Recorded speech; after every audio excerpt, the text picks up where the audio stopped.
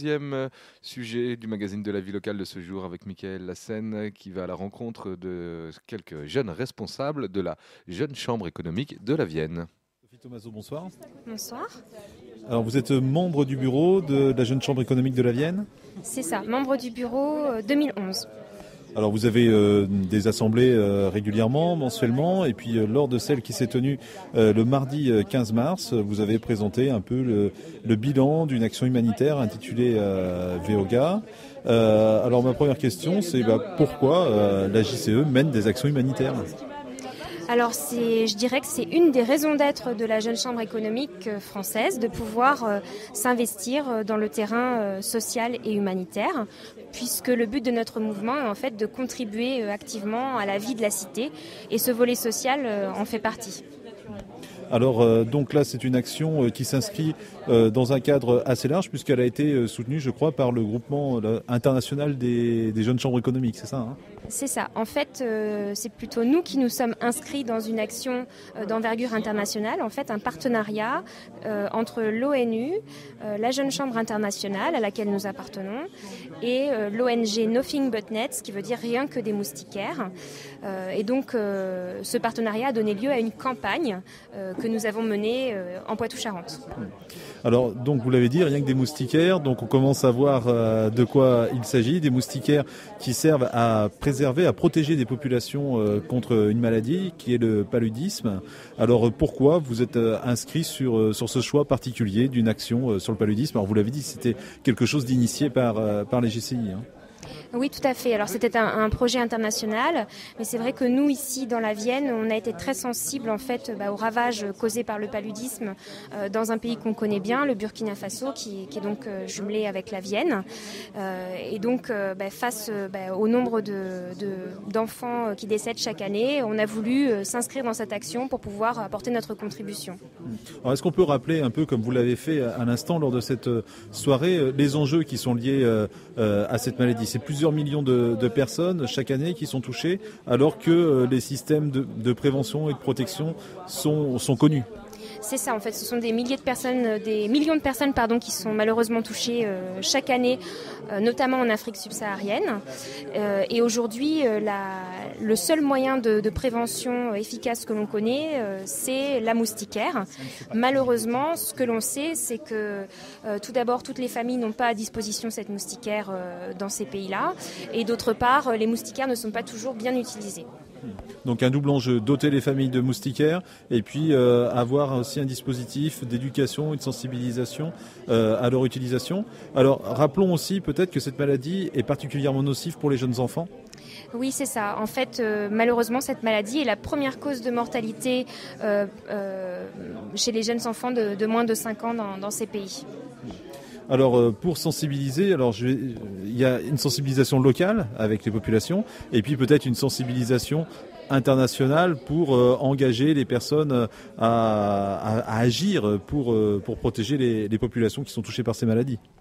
En effet, notre action, en s'inscrivant dans cette campagne internationale, se voulait l'écho sur le territoire d'une démarche globale de sensibilisation. Alors doter les familles de moustiquaires, les éduquer à leur utilisation d'un bon usage, parce que vous l'avez dit tout à l'heure, on peut retrouver des moustiquaires qui servent de filet de pêche, mais c'est principalement dû peut-être à ce manque d'informations sur place. Alors comment est-ce que vous avez pris les choses en main ici à la JCE pour essayer d'avoir ce double objectif à la fois de sensibiliser et de récolter des fonds ? Alors, ce qu'on a décidé, en effet, vous venez de le dire, à Poitiers, c'est pas seulement d'appeler aux dons, mais de coupler cette collecte avec en fait un effort de sensibilisation sur le territoire à travers l'organisation d'événements locaux, puisqu'on l'a dit, la Jeune Chambre s'engage dans le domaine humanitaire, mais aussi dans l'animation du territoire. Donc c'était notre volonté de ne pas seulement appeler aux dons, mais d'organiser des événements ludiques, festifs, couplés avec des actions de sensibilisation et de collecte. Alors comment est-ce que ça s'organise pour mener ce type d'action au sein de la JCE ? En effet, c'est toute une organisation et c'est d'ailleurs en ça que notre mouvement est très formateur puisqu'on est amené à organiser des choses qui ne correspondent ni à notre métier, ni à notre formation d'origine, mais c'est en fait un regroupement de toutes les énergies qui nous a permis d'organiser des événements dans différents domaines, donc culturels, sportifs, des moments plus familiaux. Est-ce que vous pouvez donner par exemple quelques exemples d'actions qui ont pu être menées cette année ? Alors une des actions significatives qui a été menée, donc les actions ont été menées en 2009 et 2010. Nous avons organisé un concert de gospel à la cathédrale de Poitiers avec un chanteur reconnu qui s'appelle Rogers Essay. Et la première partie de son concert a été assurée par le chœur d'enfants de Poitiers. Et donc nous avons reversé les bénéfices de ce concert à la collecte de fonds. Voilà donc un exemple dans le domaine culturel, on va dire. Après, nous avons également organisé une tombola lors d'un match du PB 86 ou encore une action de type mini-kermesse dans le parc de Blossac ou encore une marche découverte de la vallée de la Boivre. Avec là encore toujours sensibilisation et reversement des fonds collectés. Alors on reviendra tout à l'heure sur justement le montant des fonds collectés, mais c'est peut-être symbolique puisque vous l'avez rappelé également, l'important pour vous c'est de mobiliser aussi les membres de la JCE sur des actions puisque pour eux aussi ça va être un moyen de gagner en expérience, de faire certains apprentissages et on l'a vu aussi, il faut peut-être fédérer des partenaires pour que toutes ces actions ne vous coûtent pas trop non plus. C'est ça, en fait, ce projet n'aurait jamais été possible sans l'engagement à la fois, vous l'avez dit, de tous les membres de la Jeune Chambre économique de Poitiers, qui sont tous des membres en formation, parce que le but de notre mouvement est de se former dans l'engagement. Et ça n'aurait pas été possible non plus sans l'engagement des partenaires qui se sont mobilisés pour nous mettre des locaux à disposition, pour mettre à notre disposition des produits, pour mettre à notre disposition leur énergie, leur enthousiasme. J'insiste sur ce point, ça n'a jamais été des partenariats en argent, mais toujours en nature. Voilà. Alors, quelle est au final la somme qui a été collectée ?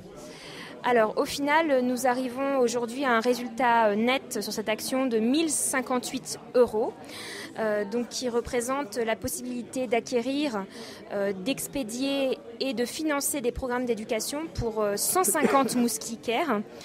Donc, ça veut dire que 150 familles vont pouvoir bénéficier de ce programme Nothing But Nets Jeune Chambre Internationale, soit l'équivalent de 1000 personnes environ, puisqu'une moustiquaire peut accueillir une famille.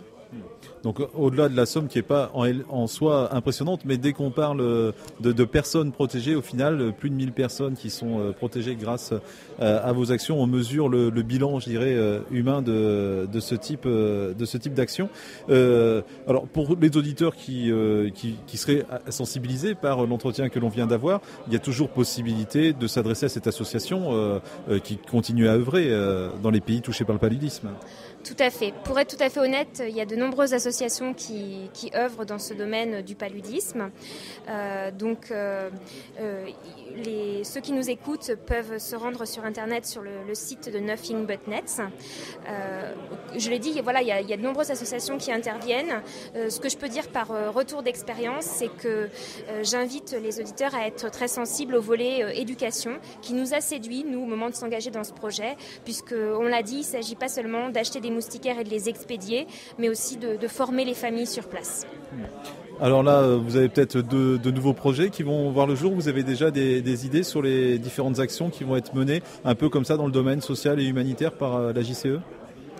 Oui, tout à fait. Alors, cette année, le bureau de la Jeune Chambre économique de Poitiers souhaite s'investir dans le domaine de l'économique et du développement durable. Et parmi les actions qui sont prévues, pour citer en premier lieu une action à caractère humanitaire ou social, il y a une action qui s'appelle « Le Père Noël est un enfant » qui permettra de collecter des jouets en bon état ou neufs afin de les redonner à des familles qui n'ont pas les moyens d'acquérir des jouets pour leurs enfants lors du Noël 2011. On a également prévu dans cette optique de développement durable une action qui va s'appeler 86 produits Made in Vienne, en fait, qui visera à valoriser des produits créés sur notre territoire. Donc de nombreux projets en perspective. Voilà, bon, nous nous reverrons probablement pour présenter ces différents projets. Sophie Thomazeau, merci de vous être prêtée à cet entretien. Au revoir. Au revoir, merci beaucoup. Voilà, c'était le deuxième entretien du magazine de la vie, de la vie locale, excusez-moi, de ce mardi.